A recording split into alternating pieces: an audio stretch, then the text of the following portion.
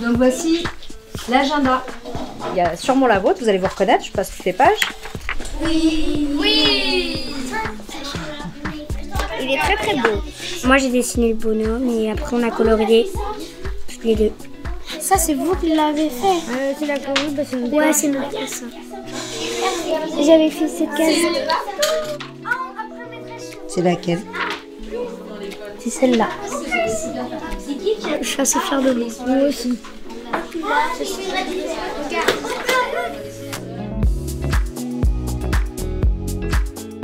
Je viens participer à la création d'un agenda pour la communauté de Versailles-Grand Parc. Je suis dessinateur depuis un peu plus de 40 ans. Dans ma carrière, j'ai eu 2 séries importantes, dont celle qui nous intéresse, c'est la bande à aide.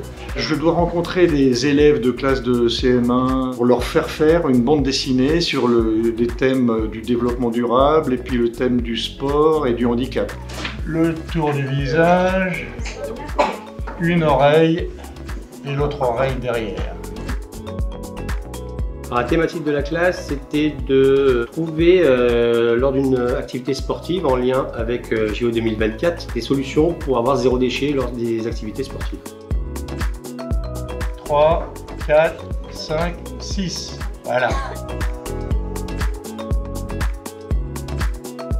C'est plus pratique dans notre BD d'avoir un tuyau pour boire plutôt qu'aller des bouteilles en plastique. et surtout pour les jeter parce qu'on est pressé. Comme ça on pollue pas du plastique. Que les handicapés pouvaient faire du sport. Aussi il ne faut pas jeter les déchets dans la nature. Pendant la première session, on fabrique l'histoire, on part de rien. Et normalement, à la fin de cette session-là, on doit avoir l'histoire crayonnée.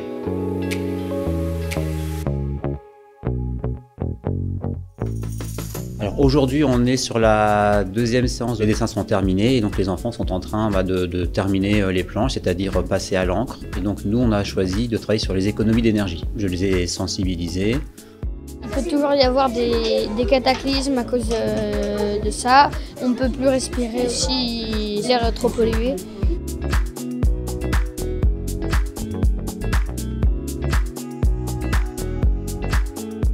On a travaillé, j'étais dans un groupe de 3. Il y avait quelqu'un dans mon groupe qui a fait les mesures de la case. Moi j'ai fait le dessin et l'autre personne a repassé en noir.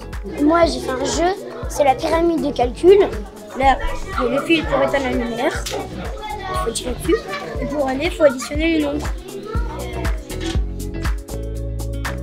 C'est des mots qu'on a un peu cherché sur l'écologie. La moitié on a trouvé facilement, le reste...